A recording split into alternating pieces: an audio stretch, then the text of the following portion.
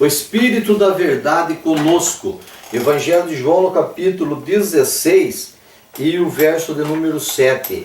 Esses 5 minutos não vai dar para eu falar tudo aqui porque é muito profundo essa palavra. Mas presta atenção que eu sou o pastor Arnaldo da Igreja Shekinah e nós do Obreiro estamos gravando essa série O Pregador para explicar o Evangelho de João. E aqui tem muita explicação aqui, certo? E se você clicar embaixo você vai ver todos os nossos vídeos estão explicando o Evangelho de João e a mentira vai sair, a verdade vai ficar e a verdade liberta, tá bem?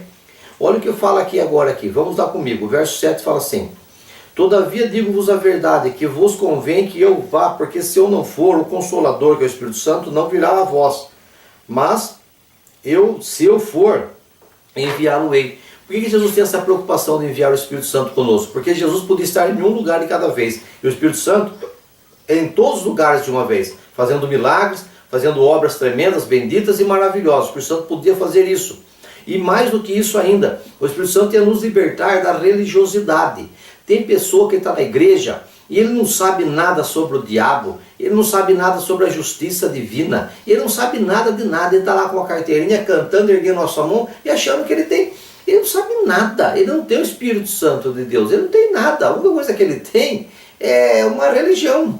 Ele segue um pastor, segue uma religião, ele não tem noção disso daqui, mas o Espírito Santo fala isso. E se você tiver o Espírito Santo, vamos aprender. Eu estou aqui para ensinar isso daí. Olha o que ele fala aqui, ó, o verso 7 ao verso 8. E quando o Espírito Santo vier, ele convencerá o mundo do pecado, da justiça e do juízo. Pelo menos esses 3 pontos, que eles são muito amplos. Aqui é o resumão de tudo, não dá para eu explicar tudo aqui. Mas essas 3 coisas tem que estar claro na sua mente, claro na minha mente, que nos liberta da religiosidade e nos coloca na espiritualidade divina. Então é isso que o Espírito Santo faz, não é língua estranha, ficar correndo para a igreja, ficar pulando, gritando. Aquilo é uma manifestação, um poder que a pessoa recebe, mas aquilo não é unção, é um poder, uma graça que é dada sobre ela ali, mas não é unção, aquilo não é conhecimento. Olha a obra do Espírito Santo sobre nossas vidas, olha a importância do Espírito Santo sobre a nossa vida. Ele fala aqui, ó, então ele vai que quando ele vai convencer o mundo do pecado, da justiça e do juízo, ele vai convencer. A pessoa pode negar, mas que ele vai convencer, ele vai. Olhe bem, do pecado porque não crê em mim. Então quer dizer, ele vai convencer do pecado. A pessoa daqui na terra hoje, antes de Cristo, as pessoas viviam como animais, como bicho, mas depois de enviado do Espírito Santo, não.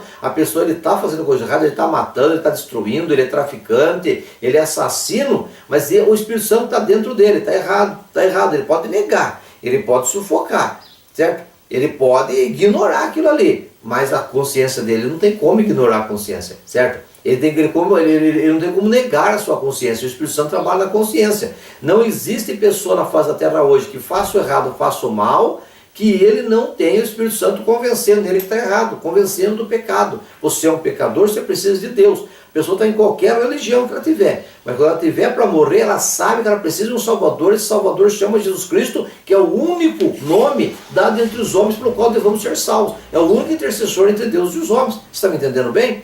Então não existe, pode estar na religião que for, fazendo meditação, pode estar na melhor alimentação, pode ser vegetariano, seja lá o raio que for que venha, mas quando estiver chegando perto da morte, ele sabe que ele precisa de um libertador, um redentor, um salvador, porque o Espírito Santo convence disso do pecado. És um pecador e precisa. E daí, se ela não teve conhecimento de Jesus, se ela negou Jesus naquele dia, ela não consegue se reatar.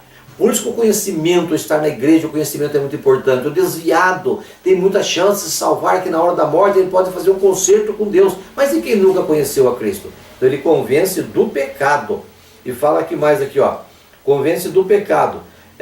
No 10. Da justiça, porque eu vou para meu Pai e não me vereis mais. Da justiça por quê? Porque a justiça de Deus ele é assim. Deus deixou os mandamentos para o homem, mas Deus sabia que o homem não ia cumprir o mandamento. Então Deus deixou os mandamentos que ia justificar, os mandamentos que ia fazer com que a pessoa ficasse santa perante ele, para que recebesse perdão e entrasse no céu. O que tem de fazer Deus para entrar no céu? Está aqui os mandamentos, 10 mandamentos, 613 leis, estão aqui para ir para o céu. Mas ele sabia que o homem não ia cumprir. Então a justiça de Deus clamou, e o próprio Deus veio e cumpriu isso, abrindo o caminho para a pessoa entrar. Então quem crê nele, entra, porque ele cumpriu a lei. Você entendeu? As leis vêm mostrar o caminho. Essa que é a coisa interessante. Isso que é o maravilhoso. Mas a pessoa religiosa, ela não sabe essas coisas. Mas o Espírito Santo da verdade vem mostrando essas coisas. E entender essa graça. Lógico que eu estou dando apenas uma palha explicando a passagem. Mas foi para mim falar sobre o pecado. Falar sobre a justiça divina. A justiça divina é quando Deus é justo. E Deus nos justifica para entrarmos no céu. Esse assunto é muito amplo. Dá um assunto soteriológico só para falar da justiça divina. Justiça divina não é castigar, amaldiçoar. Mas é Ele trabalhar em nosso favor. Porque a justiça de Deus clama que o homem é impossível guardar a lei. Então Deus guardou a lei por nós para que nós sejamos salvos através da justiça. Então Ele vem convencendo o homem da justiça lá. Da justiça. Porque eu vou para o Pai, porque ele veio, resgatou e agora ele voltou para o Pai. E o 11, e do juízo, porque já o príncipe desse mundo está julgado. Existe um dualismo que já começou já desde que infectou a igreja com o dualismo, com o zoroatrismo, que já veio ali antes de Cristo, infectou a igreja com Agostinho no ano 400, quando ele fez a sua teologia através da igreja. Seria o quê? Crer no que a igreja fala e busque apoio na Bíblia, seria uma exegese. Então Agostinho era dualista, era preto e branco, certo e errado, bom e mal, céu e inferno, e Deus e o diabo. E nesse dualismo o diabo ficou do tamanho de Deus.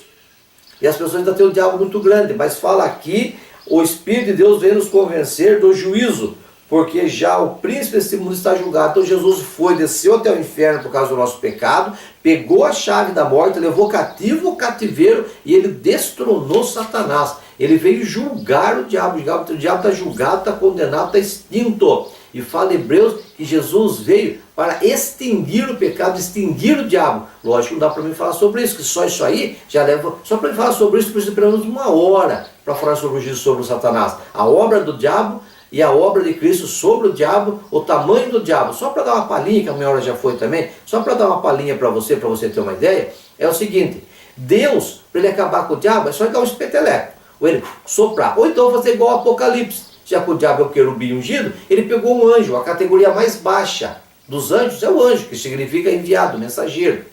Esse anjo veio e prendeu o diabo com cadeias de ferro, quer dizer, um anjo simples prendeu o querubim ungido. Então, o diabo não é nada para Deus, mas como o diabo derrotou o homem numa carne humana, Adão e Eva, então Deus derrotou o diabo na carne de Cristo. Está me entendendo? E hoje, pelo poder de Deus, pela unção de Deus na nossa vida, Deus nos dá poder pelo seu Espírito para vencer as tentações e os pratos do diabo desse mundo. Então a vitória de Deus sobre o diabo é na própria carne humana. Eu poderia ficar falando sobre isso, que é coisa muito grande. Está me entendendo a maravilha do que é? O homem em si não vence o diabo, ele não vence nada. Mas do poder do Espírito Santo que nele habita, ele vence. E essa é a vitória. Então o diabo está sendo derrotado na carne humana, na carne de Cristo. Eu poderia falar disso muito, mas nosso horário não dá. Então, o Espírito Santo tinha que vir para convencer o homem do pecado, da justiça e do juízo. Do pecado, que ele é um pecador, irremediável, ele vai para o inferno.